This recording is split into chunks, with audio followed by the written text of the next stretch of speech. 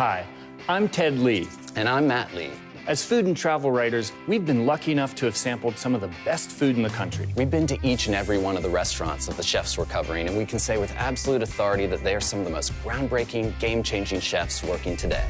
First up is a chef who came to fame after winning Top Chef, Michael Voltaggio. He's earned a reputation for his bold, out-of-the-box recipes, but Voltaggio never would have started cooking if it weren't for his brother, Brian. I got into the industry because my brother actually is a chef as well. And so when I was about 15 years old, my brother was coming home with money and buying clothes and all these things. And I'm like, I want that. I want to have whatever this is that he's doing, I want to be a part of that. And so he actually got me a job at the restaurant that he worked at. And I worked under him as his employee. And so I was introduced to the industry, and I've been doing it now for over 20 years. Michael honed his skills working in several restaurants, including Jose Andres' The Bazaar. Although he earned accolades for his work there, it wasn't until he appeared on the hit show Top Chef that the general public began to take notice. I think the thing that I take away from Top Chef is cook for your audience. You're not necessarily just cooking for yourself. Understand, in the challenges or whatever, you had to play specifically into what that challenge was, and so it forced you to think differently when you were creating a concept for a dish. You couldn't just think, what are the basics of this dish and how can I put a dish together? You had to think about who's eating this dish and why are they eating it. And so it's listening to your guests.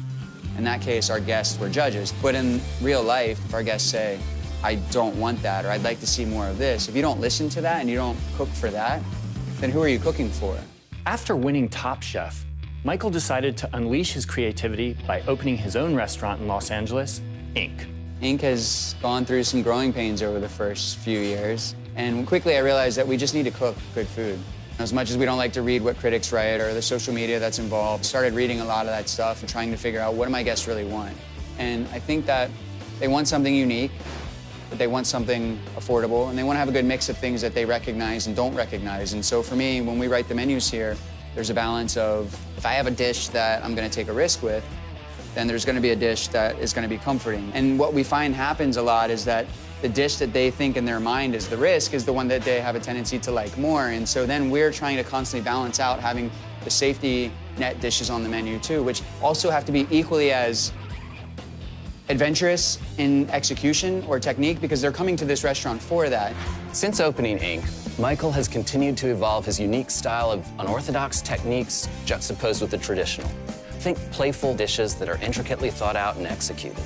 For me, it's about finding flavor first and trying to amplify flavor. I think that's the #1 thing. Our food visually is as much a part of the experience, I think, for the guests as the taste. And every time we create a dish, there's a process that goes into it. What is it gonna look like?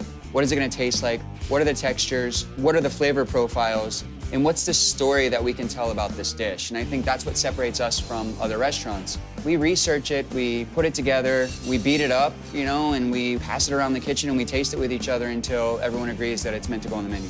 We definitely incorporate all of the cutting-edge techniques, I guess, that people are using in modern food today into our food here, but we also still cook with the same classic disciplines that I was taught when I was 19 years old. I think the thing that fascinates me about cooking is the endless amount of good ideas, or bad ideas, just ideas in general. And everything starts with an idea. And so seeing those ideas or those thoughts or those inspirations come to life, that's the part of it that gets me excited. But more importantly, seeing somebody else's reaction to something that you have made, for me, that's like the most rewarding part about what we do, is totally worth it.